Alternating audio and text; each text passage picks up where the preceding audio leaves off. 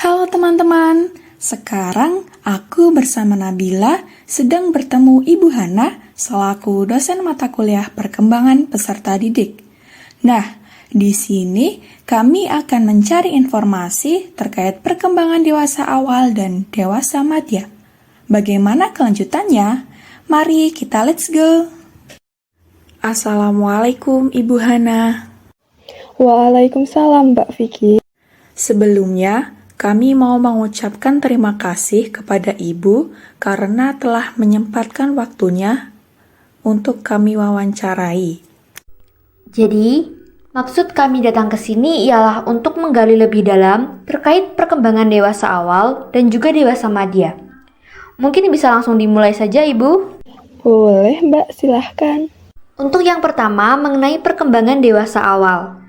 Perkembangan apa sih, Bu, yang menonjol baik dari segi fisik, kognitif, dan bahasa pada anak yang memasuki usia dewasa awal ini? Nah, untuk fase dewasa awal ini kan dimulai pada usia 19 tahun dan berakhir di usia 26 tahun. Sebelum itu, Ibu mau tanya dulu deh, Mbak berdua umurnya berapa? Saya dan Nabila umurnya 19 tahun, Bu. Nah, itu kan sudah memasuki dewasa awal ya. Jadi, biasanya seseorang yang memasuki usia dewasa awal, perkembangan fisiknya biasanya mengalami penurunan. Contohnya penurunan waktu tidur, betul nggak, Mbak? Betul banget, Bu. Biasanya banyak begadang buat ngerjain tugas. Nah, itu Mbak, padahal begadang itu nggak baik buat kesehatan.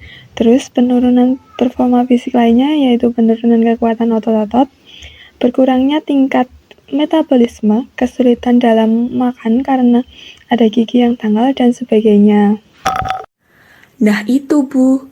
Entah mengapa sekarang jadi merasa mudah capek, padahal melakukan pekerjaan yang enggak berat-berat juga.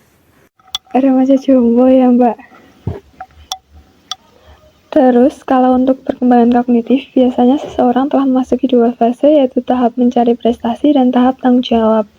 Tahap mencari prestasi biasanya berkaitan dengan perencanaan masa depan. Mahasiswa termasuk dalam fase ini. Seseorang dalam fase ini berusaha semaksimal mungkin untuk mendapatkan karir yang bagus. Kemudian fase yang kedua yaitu tahap tanggung jawab. Seseorang memasuki fase ini ketika mereka sudah berkeluarga.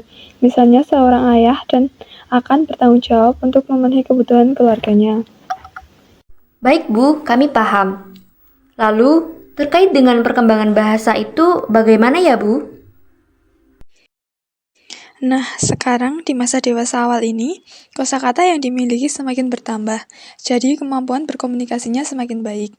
Di rentan usia 20 tahun ke atas atau masa dewasa, perkembangan bahasa ditandai dengan semakin kompetennya manusia dalam menggunakan bahasa verbal maupun bahasa nonverbal ketika berkomunikasi dengan orang lain, menunjukkan pemahaman terhadap apa yang disampaikan oleh orang lain dan digunakan pelaku nonverbal. Wah, sangat kompleks ya, Bu, perkembangannya. Lalu, untuk perbedaan dari dewasa awal dengan dewasa madya, bagaimana ya, Bu?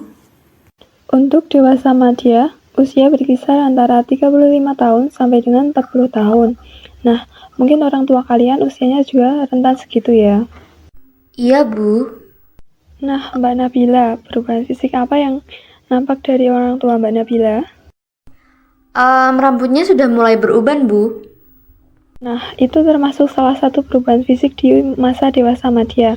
Contoh lainnya yaitu meningkatnya berat badan, perubahan kulit yang awalnya mulus jadi mulai berkerutan, terus masalah persendian, mata yang sudah mulai rabun, dan sebagainya. Iya, Bu. Biasanya orang tua kalau baca gawai atau yang lainnya sudah memakai kacamata. Oke, kita lanjut terkait perkembangan kognitif. Di usia dewasa madya ini, perkembangan intelektual seseorang sudah mencapai puncaknya.